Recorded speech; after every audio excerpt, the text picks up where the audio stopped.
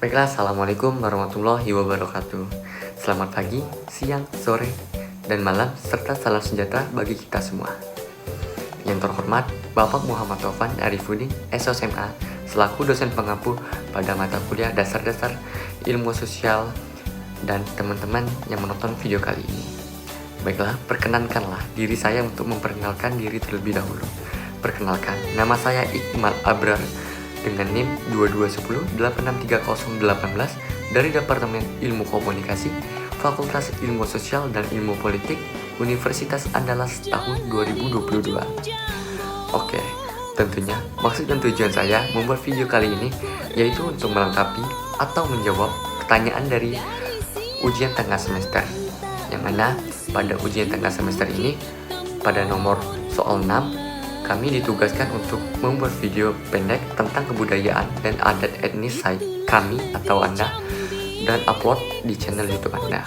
Baiklah, mengenai kebudayaan dan adat etnis ini sendiri tentunya tidak jauh dari suku, yang mana suku ini merangkup dari kebudayaan dan adat etnis itu sendiri. Mengenai suku saya sendiri, saya berasal dari Provinsi Jambi, tepatnya di Kabupaten Tebo. Di Provinsi Jambi ini sendiri, mayoritasnya menganut suku Melayu Jambi.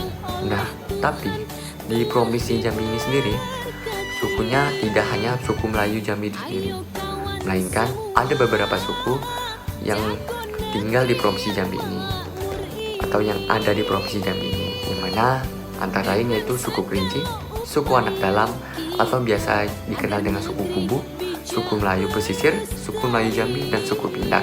Nah, pada video kali ini saya akan mengulik dan membahas sedikit tentang suku Melayu Jambi dan suku Kubu, yang mana suku Kubu ini pastinya sudah tidak asing lagi di telinga kalian, karena di Provinsi Jambi suku Kubu ini sangat dikenal, karena suku Kubu ini merupakan suku yang masih ibaratnya masih asri, mereka masih tinggal di pedalaman, di dalam hutan. Namun itu akan kita bahas. Kita akan beralih dulu pada suku Melayu Jambi. Nah, untuk penyebaran suku Melayu Jambi ini sendiri terbentang dari Kabupaten Tanjung Jabung, Batanghari, hingga Bungo, Tebo. Dusun-dusun mereka saling berjauhan dengan rumah-rumah yang dibangun di pinggiran sungai besar atau sungai kecil. Pada umumnya, suku Melayu Jambi ini bermukim di dataran rendah dengan hutan yang padat, biasanya di rawa-rawa di tepian sungai. Nah, yang mana sungai ini pastinya merupakan sungai yang ikonik di Provinsi Jambi dan merupakan sungai terpanjang di Pulau Sumatera, yaitu Sungai Batanghari. Nah, baiklah, orang suku Melayu Jambi ini sendiri mayoritasnya beragama Islam. Mereka yang sangat taat dengan hidup yang bersihkan kitabullah, yang artinya segala ketentuan yang mengatur kehidupan dalam masyarakat berasal dari nenek moyang dan bersumber dari ajaran-ajaran agama, yaitu Al-Quran dan Hadis. Dalam kehidupan, orang Melayu Jambi menjalankan prinsip bilateral dengan menempatkan faktor keluarga bati sebagai dasar perhitungan hubungan kekeluargaan. Mereka selalu memiliki hubungan kekerabatan, baik itu dari pihak ibu maupun pihak bapak. Nah, sistem kekerabatan tersebut disebut dengan istilah sanak, yang mana biasa mungkin dikenal dengan sanak saudara, yaitu keturunan hingga generasi ketiga. Kelompok ini biasanya saling membantu dalam setiap acara keluarga, seperti perkawinan, mungkin kematian. Mereka akan saling bahu-membahu untuk saling membantu. Hak dan kewajiban diatur berdasarkan perbedaan usia, terutama dalam setiap upacara adat. Tetapi dalam kenyataannya saat ini, tingkatan sosial terlihat berdasarkan pendidikan, harta, dan jabatan. Seseorang kepala desa di kalangan Melayu disebut sebagai datuk. Nah, biasanya kalau disebut datuk ini masih ada di bagian-bagian daerah-daerah dusun.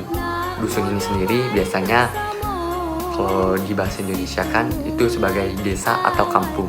Nah, dimana datuk ini relatif dijadikan panutan oleh masyarakat yang tinggal di daerah itu sendiri. Tradisi adat dan budaya suku Melayu Jambi ini sendiri selain didominasi oleh budaya Melayu, mirip juga dengan budaya suku Minangkabau nih. Hal ini kemungkinan antara suku Melayu Jambi dan suku Minangkabau terjadi hubungan kekerabatan pada masa lalu atau bersumber dari asal-usul dan nenek moyang yang sama. Nah, kalau mau berbicara mengenai suku Melayu ini sendiri sangat identik dengan Pulau Sumatera nih, yang mana mayoritas di Pulau Sumatera ini menganut suku Melayu. Tetapi pada suku Melayu ini sendiri terbagi-bagi nih atas daerah masing-masing, seperti suku Melayu Jambi, suku Melayu Sumatera Selatan, dan lain-lain sebagainya. Oke. Mengenai bahasa di suku Melayu Jambi ini, di mana suku Melayu Jambi ini bahasanya yaitu bahasa Jambi itu sendiri. Nah, bahasa suku Melayu Jambi ini sendiri